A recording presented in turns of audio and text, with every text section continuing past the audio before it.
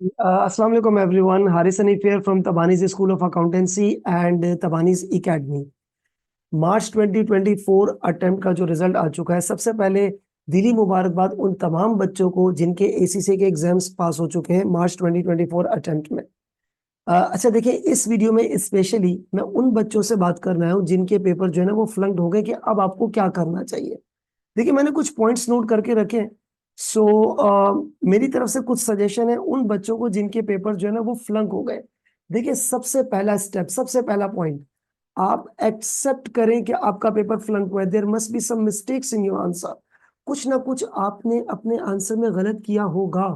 जैसे let suppose एक ऐसा माइंडसेट है कि सर अगर हमारे 49 नंबर आए और हम पेपर जो है ना वो हमारा पेपर फेल हो गया, तो एग्जामिनर एक नंबर दे देता तो क्या जाता। देखो, एक नंबर की बात नहीं है, बात एक नंबर की नहीं है। बात यह कि अगर आपके 49 भी स्कोर आए ना, तो इसका मतलब क्या है कि आपने 51 नंबर गलत किए हैं। ये भी तो है ना कुछ मिस्टेक हुई होगी ना। तो अगर आपका पेपर फ्लंक हुआ है तो सबसे पहला पॉइंट, उसको आप एक्सेप्ट करें, डीमोटिवेट ना हो। Second step, refresh the memory, recall your mistakes. अच्छा, वैसे अब आप बोलेंगे सर एग्जाम में हमने क्या किया था, हमें तो याद नहीं है। ऑब्वियसली, लेकिन मैं आपको एक बात बताऊं, थिंक प्रैक्टिकली। जब हम पेपर देते हैं तो रिजल्ट तक हम अपने ना टॉपिक्स को रिवाइज कर रहे होते हैं। नहीं नहीं, इसमें 3 नंबर आ गए, इस सवाल में 5 था।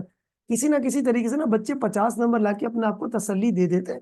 तो आप सबसे पहले ना अपनी मिस्टेक्स को रिकॉल करने की कोशिश करो कि क्या आपने फलाना टॉपिक या जो भी आपके पास कैलकुलेशन थ्योरी आपने सही की थी। Try to recall. अगर नहीं होता देन इट्स फाइन, पेपर तो फ्लंक हो चुका है।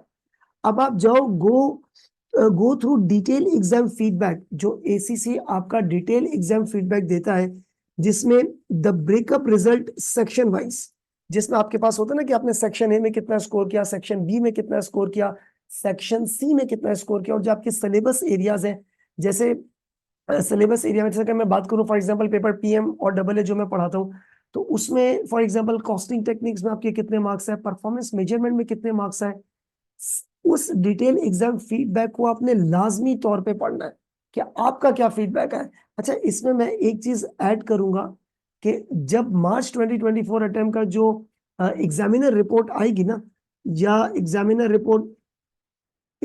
रिपोर्ट जो है ना बच्चों, एग्जामिनर रिपोर्ट आपने लाजमी रीड करनी है। वो एग्जामिनर ने अपने कमेंट्स दिए होते हैं कि ऑन एवरेज बच्चों ने क्या मिस्टेक की है, ऑन एवरेज बच्चों ने क्या सही किया है। उससे आपको बहुत कुछ सीखने को मिलेगा, इम्प्रोवाइजेशन होगी। ये इसमें मैंने एक पॉइंट ऐड कर दिया है। अच्छा, जब आप डिटेल एग्जाम फीडबैक कर लोगे और आपने एक्सेप्ट कर लिया कि आपका पेपर फेल हुआ है, तो बेटा अब आप जाए, go to your relevant tutor. अपने रेलिवेंट ट्यूटर के पास जरूर जाइएगा कि सर मेरा ये पेपर फेल हुआ है, आप मुझे गाइडेंस, उनके साथ डिस्कस करें issue and have the revise strategy. अपने रेलिवेंट ट्यूटर से रिवाइज स्ट्रेटेजी लें कि ये मेरा डिटेल एग्जाम फीडबैक है, मुझे पता है मुझे क्या करना चाहिए। डीमोटिवेट नहीं हो, डीमोटिवेट नहीं हो। अच्छा, फिर आपने क्या करना है, रिवाइज स्ट्रेटेजी तो ले ली सर। अब ये तो बहुत अच्छी अच्छी बातें हो गई। बातें करने से कुछ नहीं होना बेटा, आपने इम्प्लीमेंटेशन भी जरूरी है। Implement the revise strategy.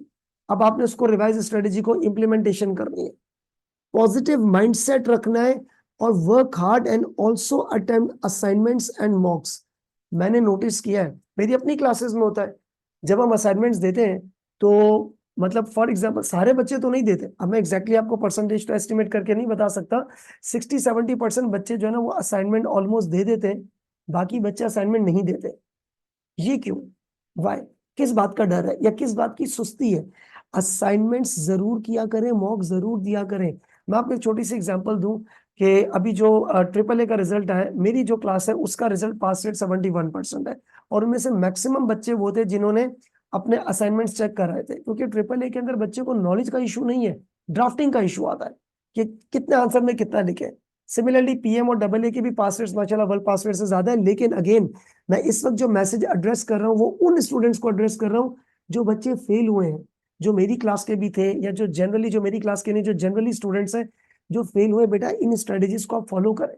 अच्छा, अब यहाँ पर ना एक इशू आता है स्टूडेंट्स के साथ कि वो अपने टीचर के साथ ना बात करते हुए थोड़ा सा हेजिटेट होता है कि सर नाराज हो जाएंगे, ये हो जाएंगे। बेटा ऐसा कुछ भी नहीं है, ऐसा कुछ भी नहीं है। Teachers are there to guide you. अगर आप अपने ट्यूटर से, अपने रेलिवेंट ट्यूटर से, मतलब अगर आप मेरे स्टूडेंट है तो मुझसे डिस्कस करें पीएम का, डबल ए का। अगर आप किसी और के स्टूडेंट है तो आप अपने टीचर से डिस्कस जरूर करें। F6 का, F7 का, F8, F9, कोई भी जो आपका पेपर है, अपने कंसर्न ट्यूटर से जरूर डिस्कस करें। सेकंड पॉइंट, ये डिटेल फीडबैक जरूर देखा करें। और एक और बात मैं आपको बताऊं बच्चों, देखें, पेपर फेल हुआ है ना, तो आपके पास ना अब दो ऑप्शंस है। नंबर वन, या तो आप डीमोटिवेट होके ऐसे मुंह बना के बैठे रहे, मेरा पेपर फेल हो गया, जैसे अल्लाह ना करे आपके लिए जो है ना वो सारे ऑप्शंस ही खत्म हो गए, आप बल्कि मतलब आपने तो बोला कि दुनिया ही खत्म हो गई, ऐसा तो नहीं है ना। ये एक पेपर है, पेपर फेल हो गया, आपके पास दो ऑप्शन है। नंबर वन, या तो आप डीमोटिवेट होते रहे, या तो फिर आप एक पॉजिटिव माइंडसेट के साथ कम बैक करने की कोशिश करें। लेकिन फिर उसको करें, ये स्टेप्स फॉलो करें, जिनमें से मैं हमेशा बोलता हूँ बच्चों को कि असाइनमेंट्स और मॉक जरूर किया करें। बच्चे यहाँ पर जो है ना वो मार खा जाते हैं, ना असाइनमेंट प्रॉपर चेक कराया, ना मॉक्स, ना चीजें, नहीं ऐसा नहीं है। और कोशिश करें कि अपने आप को जो अपना माइंड सेट है ना उसको नेगेटिव ना रखें। सराउंडिंग में बहुत सारी नेगेटिविटीज है, इतनी नेगेटिविटीज ना अपने अंदर जो है ना एब्जॉर्ब करें कि आप कोई भी काम करो तो उससे पहले आपको नेगेटिव थॉट्स आ जाए। Be positive, have some patience, इन स्टेप्स को फॉलो करें, रिवाइज स्ट्रेटेजी रखें और पॉजिटिव माइंड के साथ प्रिपरेशन करें। इंशाल्लाह ताला आपका पेपर नेक्स्ट अटेम्प्ट में पास जरूर होगा। चले जी, खुदा हाफिज।